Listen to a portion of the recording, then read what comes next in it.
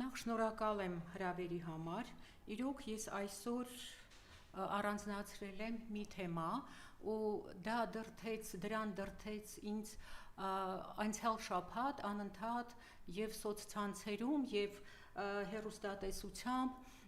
այսպես ավելի խորացած և անընդհատ հնչող հակառուսական թեզերը և ինձ մոտ հարց առաջացավ, թե առհասարակ ինչից ծագեց այս աստիճանի հակառուսականությունը: Գիտենք, որ մինչև 2018 թվականը Ռուսաստանը Հայաստանի ամենագլխավոր ռազմավարական գործընկերն էր և գուցե մինչև 2018 թվականն էլ կային մարդիկ, առանձին խմբեր, որոնք այսպես հակառուսական դիրքորոշում ունեին, բայց 2018 թվականից կարծես թե այս ալիքը մի շատ առանձնահատուկ ուժ ստացավ: Եվ այսպես, առհասարակ կա մի կարծիք բնակչության շրջանում, թե այսօր մեր երկրի վարչապետ Նիկոլ Փաշինյանը իրականացնում է այն թեզերը, այն մտադրությունը, այն դիրքորոշումը, որը նա ունեցել է լրագրող աշխատելու տարիներին: 2000 թվականների սկզբներին, 1999-90 թվականների վերջերին: Արդյոք այդպես է թե ոչ, մենք միասին այլընտրանքային քաղաքական շարժումը, հասարակական շարժումը մոտ 2 տարի առաջ կազմել է 100 պատճառ Նիկոլ Փաշինյանին անվստահություն հայտնելու վերաբերյալ և այդտեղ այսպես հավաքված են այն հրապարակումները, որոշ հրապարակումներ, ոչ բոլոր հրապարակումները իհարկե, բայց որոշ հրապարակումներ, որոնք նա արել է լրագրող աշխատած տարիներին, այն տարիներին, երբ նա աշխատել է «Մոլորակ» թերթում, թե «Հայկական ժամանակ» հիմնած սեփական թերթում: Եվ այսպես, տեսեք ինչ է գրում 11.02.1998 թվական «Մոլորակ» թերթ: Հոդվածի հեղինակը Նիկոլ Փաշինյան, նա հոդվածի մեջ այսպես է գրում. «Հայերն ու ադրբեջանցիները բախտակից ժողովուրդ են» և հեղինակը գրում է, որ ինքը հոտնկայս հարգել է Բաքվում սովետական տարիների տակ զոհված բաքվեցիների հիշատակը: Մենք գիտենք, թե ովքեր են զոհվել 1990 թվականին Բաքվում սովետական տանկերի տակ: Այսինքն հունվարի 13-ին բանտերից և առհասարակ այդպես ժողովրդին լարել էին հայերի դեմ և 3 օր շարունակ այդ կատաղած ամբոխը բանտերից բաց թողնված ջարդում էր Բաքվում հայերին և երբ որ 3 օր հետո միայն սովետական տանկերը մտան Բաքու, այդ ժամանակ ագրեսիվ տրամադրված այն ադրբեջանցիները, որոնք անգամ հարձակվում էին սովետական տանկերի վրա, նրանք զոհվեցին սովետական տանկերի տակ: Ահա սրանց հիշատակն է հարգել իր հոդվածում 11.02 դեռևս 1998 թվականին Նիկոլ Փաշինյանը: Հաջորդ հոդվածը, այդ նույն հոդվածում հաջորդ միտքը, որ նա արտահայտում է, այսպես է ասում. «Ես հասկանում եմ, որ այդ նույն ձեռքն էր ջարդում թե Բաքվում, թե Սումգայիթում, թե Շաումյանում, թե Ֆերգանայում, թե Ադանայում և թե 1915 թվականին Արևմտյան Հայաստանում»: Սա նույն հոդվածից մեջբերում է «Մոլորակ» թերթ 11.02.1998 թվական: Այսինքն տեսեք, մենք գիտենք, որ Ռուսաստանը 1915 թվականին ջարդերի ժամանակ, ցեղասպանության ժամանակ Արևմտյան Հայաստանում օգնության է հասել հայերին, հատկապես Վանի ճակատամարտի ժամանակ օգնության է հասել հայերին եւ Մորգենթաուն իր գրքի մեջ գրում է, երբ որ թուրքական զորքը նահանջել է, ապա այդ Վանի տարածքից ռուսական զորքերն ու հայերը միասին հավաքել են մոտ 55,000 զոհված հայերի դիեր։ Հիմա այս հոդվածում Շաումյանը ասում է Շաումյանում նույն ձեռքն է, նույն սովետական միությունն է, հա, իբրև ջարդել, նույն Ռուսաստանն է ջարդել, այնինչ ջարդերը Շաումյանում եղել են 1992 թվականին, այդ ժամանակ արդեն Սովետ միությունը չի եղել, լուծարված է եղել։ Այսինքն այստեղ Փաշինյանը փորձ է անում կամ փորձել չի անում, ուղղակի բացահայտորեն ցեղասպանին արդարացնում է եւ մեղքը դնում է մեզ օգնության հասնողին։ Մենք գիտենք, որ 100,000-ավոր հայեր ցեղասպանությունից փրկվել են այն տարածքներում նաեւ, որոնք գտնվել են Ռուսաստանի տիրապետության, Ռուսաստանի վերահսկողության տակ, ավելի այսպես, եթե այս մեր տարածքը այսօրվա կենտրոնական Հայաստան համարենք եւ Արևելյան Հայաստան համարենք, նաեւ այն Արևելյան Հայաստանում, Գարդմանա աշխարհում, որոնք այսօր գտնվում են Ադրբեջանի վերահսկողության տակ, որոնք 1915 թվականին գտնվել են Ռուսաստանի վերահսկողության տակ։ Առհասարակ պետք է ասել, որ մենք կարողացանք ինքնորոշվել միայն այն տարածքներում, որոնք գտնվել են Ռուսաստանի վերահսկողության տակ։ 400,000 քառակուսի կիլոմետր հանդիսացող հայկական լեռնաշխարհի տարածքներից այսօր միայն 4%-ն են զբաղեցնում Հայաստանը, Հայաստանի Հանրապետությունը, այդ 400,000-ից եթե մոտ 7%-ն է այսպես զբաղեցնում Հայաստանը, իսկ մնացած տարածքները, որոնք եւ Վրաստանի, եւ Ադրբեջանի, եւ Թուրքիայի, եւ Իրանի տարածքներում են մնացածը գտնվում, այդ տարածքներից որևէ մեկում հայ ժողովուրդը չկարողացավ ինքնորոշվել եւ կառուցել սեփական պետությունը այն տարածքում, որը գտնվել է Ռուսաստանի տիրապետության տակ։ Հիմա ինչ տեղի ունեցավ 2018 թվականից հետո։ Մենք գիտենք, որ 2018 թվականից հետո, երբ Նիկոլը եկավ իշխանության, անմիջապես սկսվեց հակառուսական քայլերը։ Որոնք են դրանք։ Հիշում ենք, որ առաջին անգամ 2019 թվականին հոկտեմբերի 1-ին կարծես ԵԱՏՄ-ի այսպես գագաթնաժողով էր եւ Պուտինը առաջին անգամ 2018 թվականից հետո այսպես կոչված իշխանափոխությունից հետո Պուտինը առաջին անգամ այցելեց Հայաստան։ Եվ բոլորս երևի հիշում ենք, որ Նիկոլը հակառակ պրոտոկոլի չեր իջել հարևան երկրի կամ ռազմավարական գործընկեր հանդիսացող երկրի ղեկավարին դիմավորելու գոնե, ասենք, ներքևում, Բաքում, նստավայրի Բաքում, այլ Պուտինը, երբ որ անակնկալի եկավ, երբ որ իրեն որևէ մեկը չի դիմավորում, այսպես արձակեց կոճակը, այսպես բարձացավ, բնական է, որ նման բաները չեն մոռացվում, իսկ մենք ժողովրդով հիանում էինք, թե տեսակ ինչ արեց, չդիմավորեց Պուտինին, տեսակ ինչ խիզախ է, Պուտինին չդիմավորեց։ Չմոռանանք, որ ամեն ինչ այսօր երկրում այսպես անձերի վրա է հիմնված, երկիրը եւ երկրները եւ աշխարհը առհասարակ անձերն են ղեկավարում։ ԱՄՆ-ի դեպքում, օրինակ, երբ ասում էին, ընդունված է մեզ մոտ ասել, որ ԱՄՆ նախագահը միայնակ չի կառավարում, այնտեղ համակարգ է գործում, նրան այս կամ այն բաները, հանձնաժողովները թույլ չեն տա այսինչ բան անել, բայց մենք այսօր տեսնում ենք, որ անգամ ԱՄՆ-ում միանձնյա կառավարում է եւ երկրի եւ աշխարհի։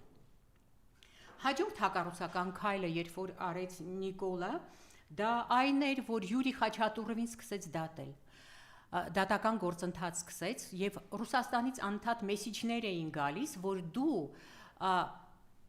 հեռացրու պաշտոնից Յուրի Խաչատուրով այն ժամանակ ՀԱՊԿ-ի գլխավոր քարտուղարներ եւ այնտեղ ասում էին դու մի դատիր ՀԱՊԿ-ի գլխավոր քարտուղարին, նրան հետ կանչիր, տեղը այլ մարդ նշանակիր, քո քաղաքացի Յուրի Խաչատուրովին ինչ ուզում եք արեք իր հետ,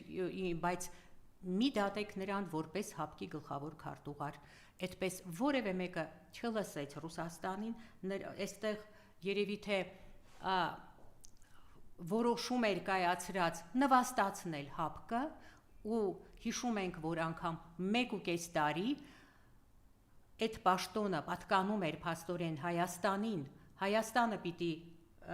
լիներ, Հայաստանի ներկայացուցիչը պիտի լիներ ՀԱՊԿ-ի գլխավոր քարտուղար եւ 1.5 տարի թափուր մնաց, առհասարակ որևէ մեկին չներկայացրին եւ այստեղ հիշում ենք նորից Նիկոլ Փաշինյանի մեկ այլ հոդված գրված իր հոդվածները էլի 2000 թվականների սկզբներին 1999 թվականի մեկ այլ արտահայտություն, որտեղ նա ասում է ՀԱՊԿ-ի հետ պայմանագիրը գնալու է Սևրի պայմանագրի կողքը հանգիստ պարկի։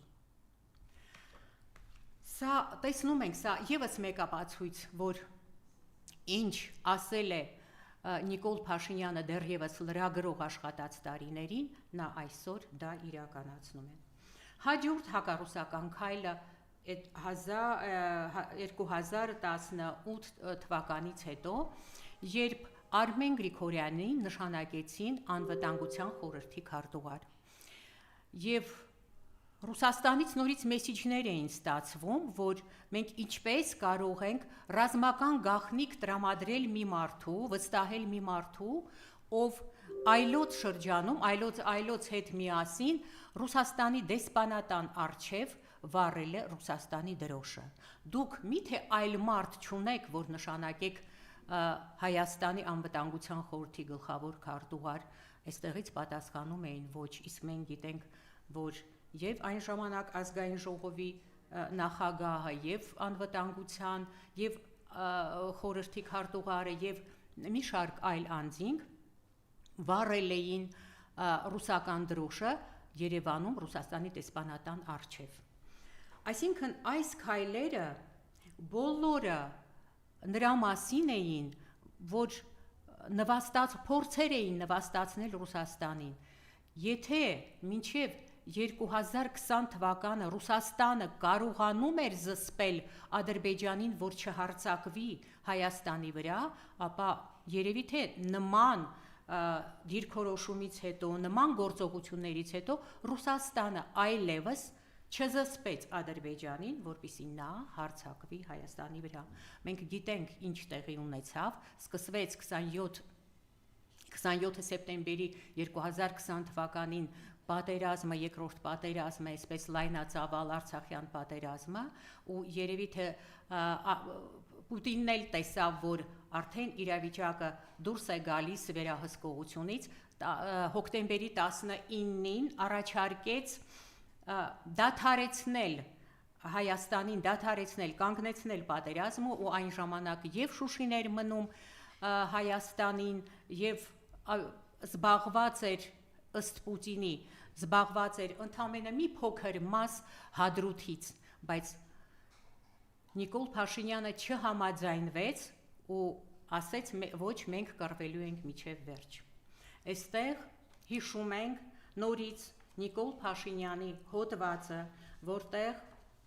հրապարակումներից մեկում նա գրել է, որ մեր ինչին է պետք Լեռնային Ղարաբաղը, իբր մեր հողերին շատ ենք տիրություն անում, մի հատ էլ Ղարաբաղն ենք ուզում մեզանով անել։ Այսինքն սա եւս մեկ վկայություն է այն մասին, որ ինչ գրել է, ինչ մտադրված է եղել Նիկոլ Փաշինյանը իր լրագրողական տարիներին, այսօր նա իրագործում է։ Հիմա 2020 թվականի նոյեմբերի 9-ին կնքվեց պայմանագիրը, այն համաձայնագիրը, որով արցախցիները հնարավորություն ստացան ետ վերադառնալ Արցախ։ Նիկոլ Փաշինյանի հակա-արցախյան, հակա-հայկական դիրքորոշումը գործողությունները չէին նվազում, նրանք անընդհատ շարունակվում էին ու մենք գիտենք, որ 2022 թվականի հոկտեմբերի 6-ին նա Պրահայում ճանաչեց Արցախը Ադրբեջանի կազմում, ճանաչելով Ադրբեջանի տարածքային ամբողջականությունը, նա ճանաչեց Արցախը Ադրբեջանի կազմում։ Հիմա այստեղ հարց է առաջանում, այն խաղապահները, ռուս խաղապահները, որոնք հայտնվել էին Արցախում 2020 թվականի նոյեմբերի 9-ի համաձայնագրով այդ պայմաններում ինչ կարող էին նրանք անել։ Եթե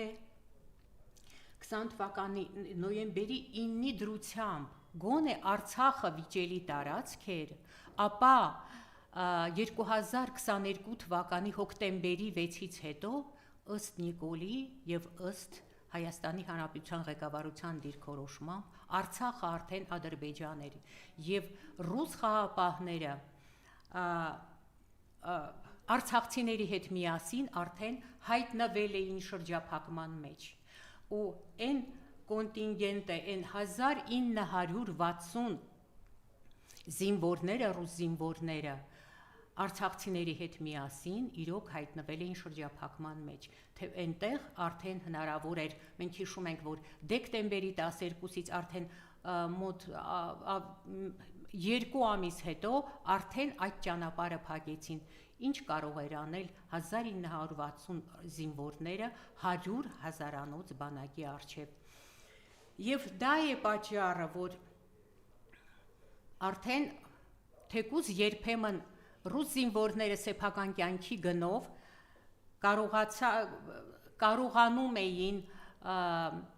արցախցիների համար եւ այդ առաջին սնունդը եւ շաքարավազ եւ ձեթը եւ առաջին անհրաժեշտության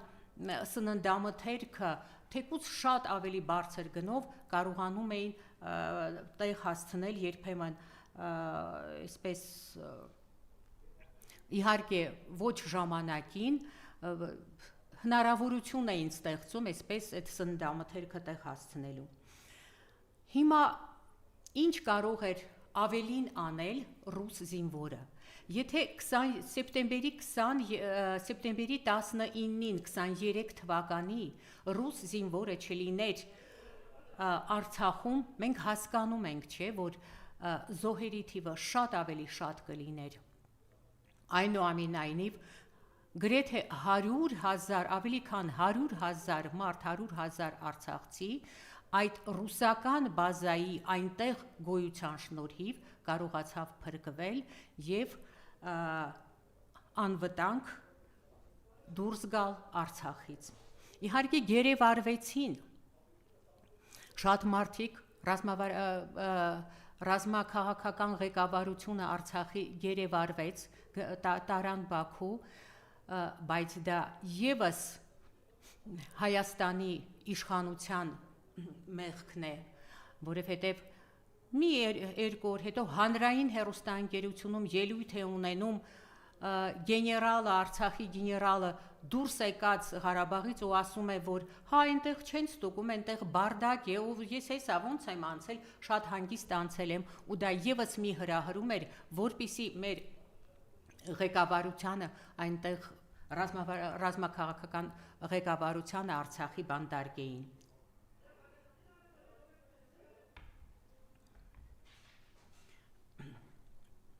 Այսինքն տեսեք ինչ է տեղի ունենում մեր հասարակության մեջ։ Փոխանակ ամեն մեկս, այսպես վերլուծենք, հասկանանք, թե ինչումն է պատճառը, ինչ եղավ, որ մենք դարավոր մեր բարեկամը այսօր գրեթե բոլորի աչքերում դարձել է թշնամի։ Ինչն է պատճառը։ Օրինակ,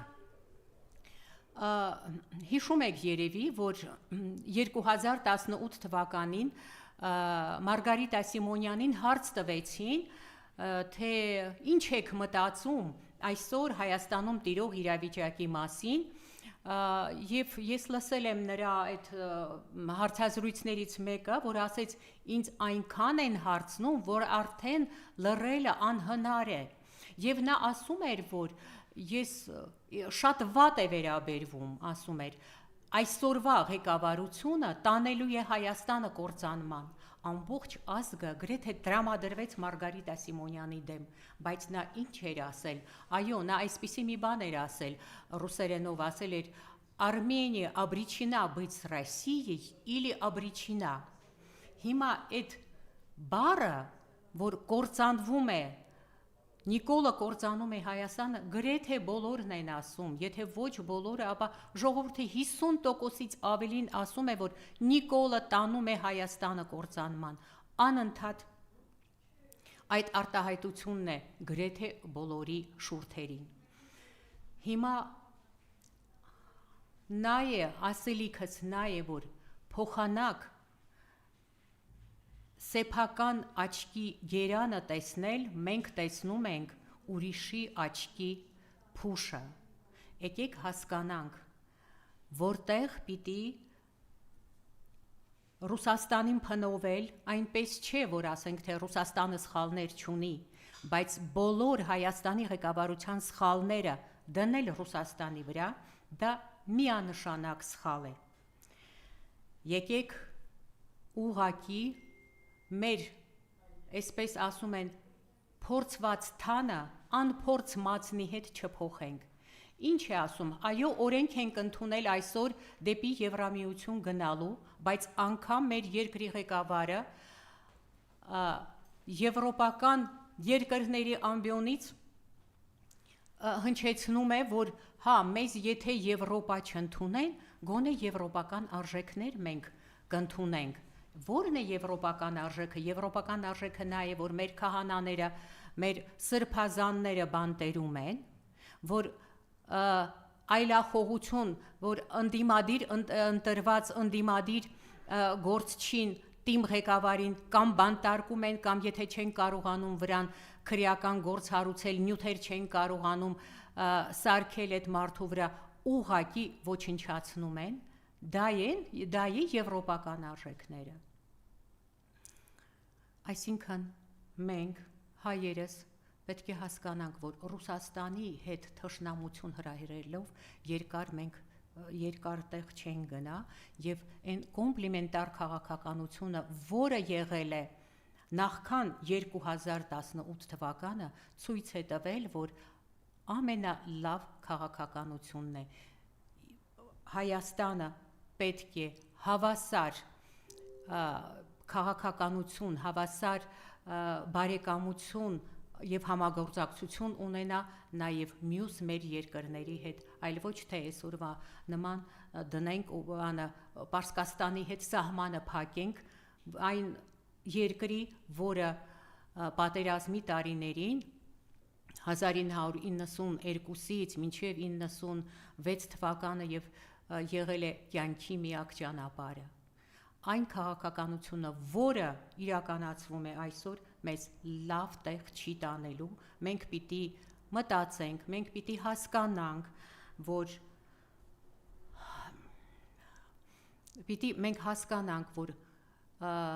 կոմպլեմենտար քաղաքականությամբ կարող ենք շատ ավելի հեղինակությունը փրկել Հայաստանի։ Եվ վերջում ուզում եմ ասել, որ վաղը ժամը 12-ին ՄԱԿ-ի դիմաց միասին շարժումը կազմակերպում է ակցիա, ակցիան ուղղված է ՄԱԿ-ին, փետրվարի 17-ին 2025 թվականի մի զեկույց է հրապարակվել ՄԱԿ-ում, որը եկել է, զեկույցը եկել է այն եզրակացության, որ դատելով Ռուբեն Վարդանյանին, Ալիև, այսինքն իրավաչափ է, Ալիևի գործողությունները իրավաչափ են։ Հետո պարզվել է, որ աշխատանքային խմբի ղեկավարը եւ նրա կապ ունեն Ուկրաինայում գործող Սոկար ընկերության հետ եւ աշխատանքային խմբի ղեկավարի ամուսինը ադրբեջանցի է, արմատներով ադրբեջանցի է, այսինքն ստացվում է, որ ՄԱԿ-ում արդարություն չկա եւ ՄԱԿ-ի որոշ աշխատակիցներ նաեւ Ադրբեջանի գործակալներ են։ Այդ հարցով վաղը բողոքի ակցիա է տեղի ունենալու ՄԱԿ-ի դիմաց ժամը 12-ին, բոլոր ցանկացողներին հրավիրում ենք։ Շնորհակալություն։